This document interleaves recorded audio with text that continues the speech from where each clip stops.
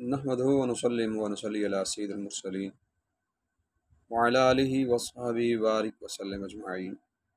أما بعد، أعوذ بالله من الشيطان الرجيم. بسم الله الرحمن الرحيم. احباب ذی وقار، پچھلی مجلس میں ہم نے مکالمے کے متعلق سیکھنے کی کوشش کی تھی، اور یہ ہم نے دیکھا تھا کہ مکالمہ قرآن پاک میں کس طرح سے ذکر کیا گیا ہے، اور آج ہم یہ دیکھیں گے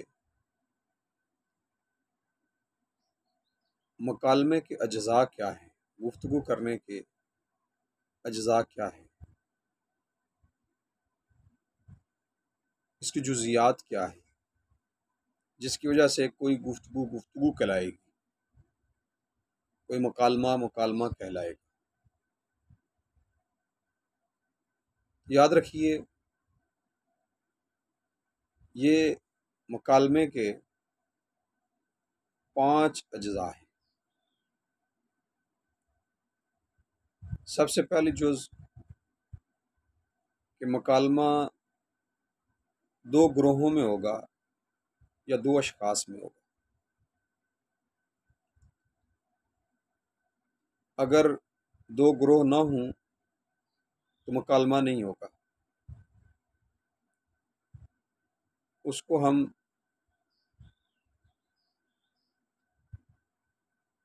مکالمہ نہیں کہہ سکتے،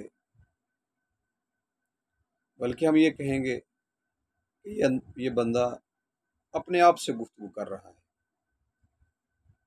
مکالمہ تب ہوگا جب مخالف یا سامنے کوئی دوسری جماعت، کوئی دوسرا شخص، کوئی دوسرا گروہ ہوگا، 2 گروہ مل کر یا 2 شخص مل کر گفتگو کریں گے۔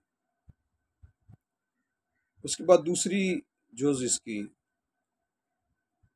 وہ ہے کہ کوئی نہ کوئی مقصد ہوگا، ہدف ہوگا،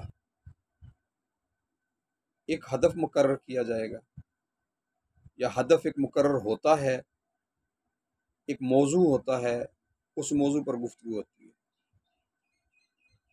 کوئی بھی آپ اٹھا سکتے ہیں، کوئی بھی مقصد ہو سکتا ہے۔ جب بھی 2 بندے بات کریں گے، شرط یہ ہے کہ وہ بات کرنا چاہتے ہیں، وہ ایک مقصد پر بات کریں گے۔ تیسری بات یہ ہے کہ گفتگو کا ایک انداز ہوگا، ایک اسلوب ہوگا۔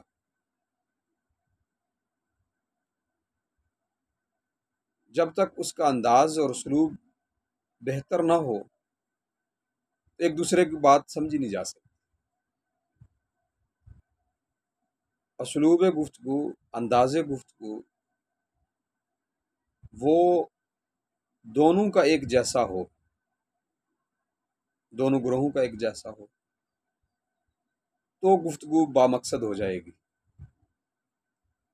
یا آپ یوں سمجھ لیں کہ دونوں نے جس موضوع کو چنا ہے یا موضوع جس پر گفتگو کر رہے ہیں، اس کی کچھ نہ کچھ ان کو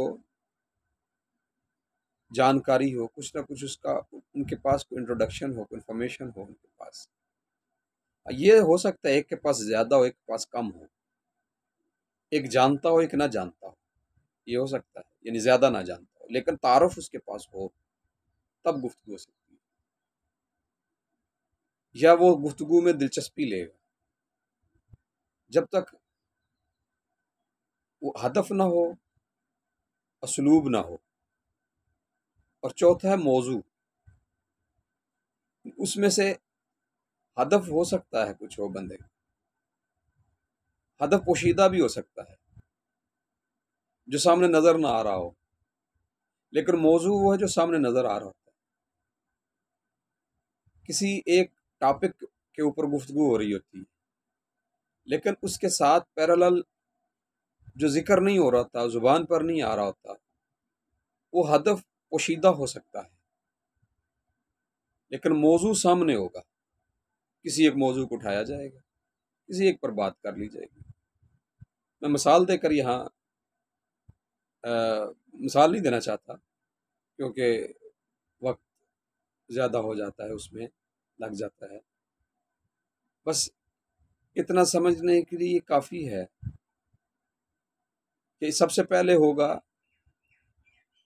دو اطراف ہوں گی، اس کے بعد پھر اسلوب ہوگا، طریقہ کار ہوگا ان کا، تیسرا ہدف ہوگا، چوتھا موضوع ہوگا، اور آخری کوئی نہ کوئی نتیجہ نکلے گا۔ اگر یہ 5 جزیات ہوں گفتگو کے اندر تو پھر وہ کامیاب گفتگو، کامیاب مکالمہ ہوتا ہے۔ اگر یہ 5 جزیات شامل نہ ہوں، یعنی ایک طرف ہے دوسری طرف نہیں ہے، تو وہ تو خود کلامی کہلائے گی۔ اور اگر ہدف نہیں ہے تو آپ میسج کیا چھوڑنا چاہتے ہیں؟ اگر موضوع نہیں ہے تو آپ کلام کس پر کریں گے؟ اسلوب نہیں ہے تو آپ کی سنے گا کون؟ اور اگر آپ نے نتیجہ نہیں نکالا گفتگو کا تو اس کا فائدہ کیا ہے؟ لہٰذا یہ کسی بھی گفتگو کے اندر، کسی بھی مکالمے کے اندر، کسی بھی بات چیت کے اندر یہ 5 جزیات ہیں۔ ان 5 جزیات کو مد نظر رکھتے ہوئے آپ کسی کے ساتھ بھی گفتگو کریں، وہ آپ کو فائدہ دے گی، وہ اس مجلس کو بھی فائدہ دے گی۔ اگر حتیٰ کہ آپ اگر کلاس میں کھڑے ہیں، اسٹوڈنٹس کے ساتھ ہیں، یا آپ مسجد میں ہیں اپنے مقتدیوں کے ساتھ ہیں، آپ بازار میں ہیں اپنے گاہکوں کے ساتھ ہیں، آپ کسی بھی جگہ پر ہیں، ظاہری بات آپ کو کلام کرنا پڑے گا۔ تو کلام بامانی، بامقصد، ہدف والا ہو، نتیجے پہ پہنچنے والا ہو، تب آپ کی بات میں اور آپ کی گفتگو میں وزن ہوگا۔ اگر ایسا نہ ہو پائے تو پھر نہیں ہوگا۔ اس طرح سے ہم یہ بھی کہہ سکتے ہیں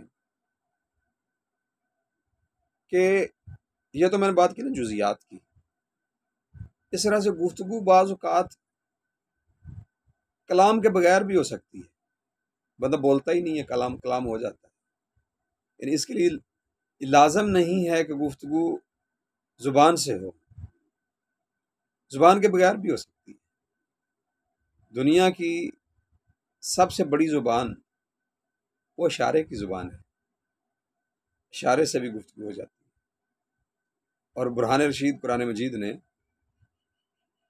یقیناً اس کی طرف بھی آپ کی توجہ ہو تو حضرت پاک بی بی مریم سلام اللہ علیہا، وہ جو آپ اپنے علاقے میں واپس آئیں، اپنے گھر میں یا محلے میں واپس آئیں، آپ نے کلام نہیں کیا، آپ نے گفتگو نہیں کی، فاشارت علیہ، آپ نے اشارہ کیا، یعنی ایک زبان اشارے کی بھی ہے۔ اور اسی طرح سے حضرت زکریا علیہ السلام نے جب اللہ سے دلیل طلب کی تو اس میں بطور دلیل جو اللہ نے کہا کہ آپ کلام نہیں کرو گے الا رمزا، مگر اشارہ کرو۔ لہٰذا گفتگو اشارے سے بھی ہو سکتی ہے۔ اب آپ کا اشارہ، جس طرح گفتگو لازم تھی کہ اس کا کوئی اسلوب ہوگا، کلام کے اندر لازم تھا کہ اس کا کوئی اسلوب ہوگا، کوئی طریقہ کار ہوگا، اسی طرح سے اشارے آپ کے بھی وہ بھی بتائیں گے کہ آپ کا اشارہ یہ بتائے گا کہ آپ کی شخصیت کس طرح سے ہے۔ آپ کی آنکھ کا اشارہ بتائے گا، آپ کے ہونٹوں کا انداز بتائے گا، آپ کے ہاتھوں کا اشارہ بتائے گا، آپ کی انگلیوں کا انداز بتائے گا، آپ کا سر ہلانے کا انداز بتائے گا، آپ کا پورا جسم حتیٰ کہ اشارہ کر رہا ہوگا، آپ کے چلنے کا انداز آپ کے اشارہ کر رہا ہوگا۔ تو یہ بھی ایک انداز ہے گفتگو کا۔ اور یقیناً اس کا اسلوب، اگر آپ باادب ہیں، مؤدب ہیں اور علم اشارہ کو سمجھتے ہیں، تو جو لوگ جن کو اللہ تعالیٰ نے قوت گویائی سے نوازا نہیں ہوتا، وہ بھی کلام کر رہے ہوتے ہیں، وہ بھی اشاروں سے کلام کر رہے ہوتے ہیں۔ تو اس لیے گفتگو یا مکالمے کے لیے لازمی نہیں ہے کہ آپ کلام کریں، آپ بات کریں، اس کے لیے اشارہ بھی ہو سکتا ہے۔ ہاں، اچھی گفتگو یہ ہے کہ جس میں، یا اچھا مکالمہ ہم اسے کہیں گے جس میں آپ بات بھی کریں اور اشارہ بھی کریں، دونوں چیزیں جمع ہوں، کلام بھی ہو اور آپ کا اشارہ بھی ہو، دونوں مل کے جب آپ گفتگو کرتے ہیں۔ آپ نے یقیناً مقررین کو دیکھا ہوگا، مقررین جب بات کرتے ہیں یا واعظ کرتے ہیں یا تقریر کرتے ہیں تو بولتے بھی ہیں، ساتھ ہاتھوں کا اشارہ بھی ہوتا ہے، آنکھوں کا اشارہ بھی ہوتا ہے، اپنے چہرے سے بھی وہ میسج پہنچا رہے ہوتے ہیں۔ تو بالکل ایسے ہی ہے، آپ کسی مجلس میں بیٹھے ہیں، آپ نے کسی مقصد پر بات کرنی ہے، پہلے مقصد چنیں، مقصد کے بعد پھر ہدف کا تعین کریں، اس کے بعد پھر آپس میں گفتگو کریں، دونوں طرف سے دلائل ہوں گے، اگر وہ دلائل ایک دوسرے نے مان لیے، ایک کی دلیل دوسرے کو مان لیتا ہے، ایک کی دلیل دوسرا مان لیتا ہے اور دوسرے کی پہلا مان لیتا ہے، تو آخر پر وہ ایک نتیجے پر پہنچ جائیں گے۔ یہی کامیابی ہے مکالمے کی۔ اب آپ گھر میں گفتگو کر رہے ہوں، آپ بیٹے ہیں اپنے والدین سے گفتگو کر رہے ہیں، آپ بھائی ہیں اپنے بھائی سے گفتگو کر رہے ہیں، آپ کسی بھی مکتبہ نظر سے ہیں، کسی بھی مکتبہ فکر سے ہیں، آپ زندگی کے کسی حصے میں بھی ہیں، آپ کا تعلق کاروبار سے ہے، آپ کا تعلق تعلیم و تعلم سے ہے، آپ کا تعلق معاشرے سے ہے، آپ کا تعلق معاشرتی اصلاح سے ہے، آپ جس پر بھی کریں گے ان جزیات کو سامنے رکھیے اور آپ گفتگو کریں، اور یقیناً آپ بامقصد گفتگو جب کریں گے تو اس کا اثر آخر تک آپ کو نصیب ہوگا، اس کا نتیجہ یقیناً بہت اچھا ہوگا۔ اللہ تعالی ہمیں بامقصد گفتگو کی توفیق دے۔